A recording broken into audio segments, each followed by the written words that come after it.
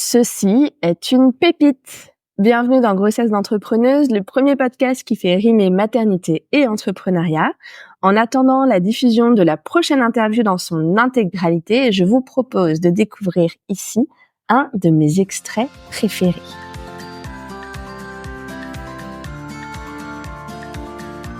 Et une dernière question qui pourrait être intéressante pour les auditrices qui se questionnent justement sur le fait d'avoir un deuxième enfant, parce que j'ai vu que toi, il y avait un écart important entre ta première et ta deuxième fille, puis qui me disait aussi que voilà, ça avait été une réflexion plus forte que pour la première en tout cas. Voilà, comment tu vis le fait d'être devenue maman de 2 enfants et comment est-ce que toi, tu as pris cette décision et qu'est-ce qui a pesé dans la balance? Alors, je trouve qu'aujourd'hui, on est quand même dans une société qui est assez dure, hein. On se pose toute la question de se dire: «Il faut avoir un pouvoir d'achat, il faut pouvoir, profiter de nos enfants, il faut» voilà, et puis il y a toujours cette question au sujet quand même, quand on a des petits, qui est la question du sommeil, la question de la fatigue. Je considère que, bon, on est un peu maltraité de manière globale quand on est jeune parent, parce qu'on va toujours nous dire, «C'est dur», on est beaucoup dans des choses, je trouve, très négatives.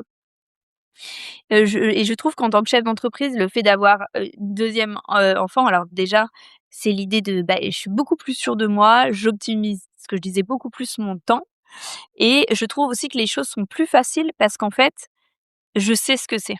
Je suis plus en terrain, inconnu. Donc cette espèce d'angoisse en se disant: «Mon Dieu, 2 enfants», j'ai trouvé que ma charge de travail, elle était pas multipliée par 2. Alors effectivement, il y a quand même 5 ans d'écart entre les 2.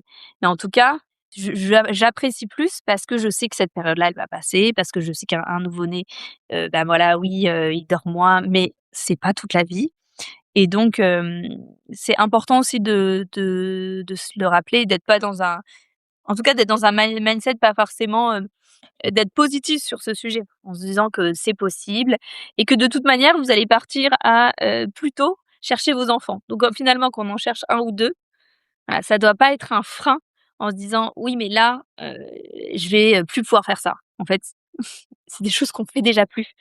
Donc vraiment, je trouve qu'un deuxième enfant, c'est en tout cas, ça a moins d'impact dans ma vie qu'un 1er qui était révélateur d'un énorme changement et chamboulement, dans ma vie, au quotidien, quoi.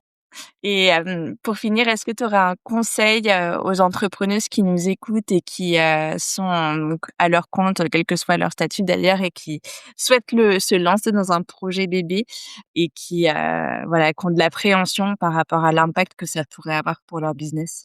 Et je pense qu'il y a deux postures. Moi, je me suis mis aussi dans un positionnement de, pas vu, pas pris. Donc se dire que si je le vois pas, personne ne le voit et ça va rouler.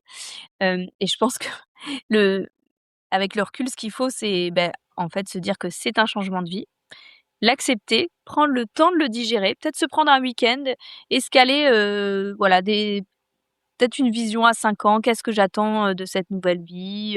Quelles sont les grandes étapes pour moi? Est-ce que, justement, je suis chef d'entreprise? Est-ce que je m'arrête, 3 mois? Ou alors est-ce que j'ai envie de m'arrêter 6 mois? Est-ce que financièrement c'est viable? Et donc dans ce cas-là, anticiper le sujet. Avoir quand même conscience que mine de rien dans notre société, la femme enceinte, même en étant chef d'entreprise, même en étant indépendante, moi j'ai quand même pour ma deuxième grossesse, j'ai fait le choix de le dire et j'ai eu énormément de clients qui sont partis. Donc faut quand même en avoir conscience que j'ai eu beaucoup de petites réflexions, d'hommes, hein, majoritairement, en me disant, «Mais c'est pas grave, tu vas passer, l'année à pouponner, on se fera une mission l'année prochaine», et moi je disais: «Mais attendez, moi j'ai l'intention de partir 3 mois». Donc ça, j'ai quand même dû, ravaler quelques sujets sensibles, en tout cas quand, les clients partent. Mais en fait, c'est itinérant. Ces clients-là qui n'acceptent pas que vous soyez enceinte et que vous arrêtiez 3 mois ou 6 mois ou 9 mois, c'est des clients qui n'accepteront pas votre nouveau statut de mère. C'est des clients qui n'accepteront pas que les calls seront plus passés à 19h. C'est des clients qui accepteront pas qu'on réponde pas à un mail, un dimanche soir. Donc finalement, c'est, une réorganisation de la vie au global, j'ai envie de dire.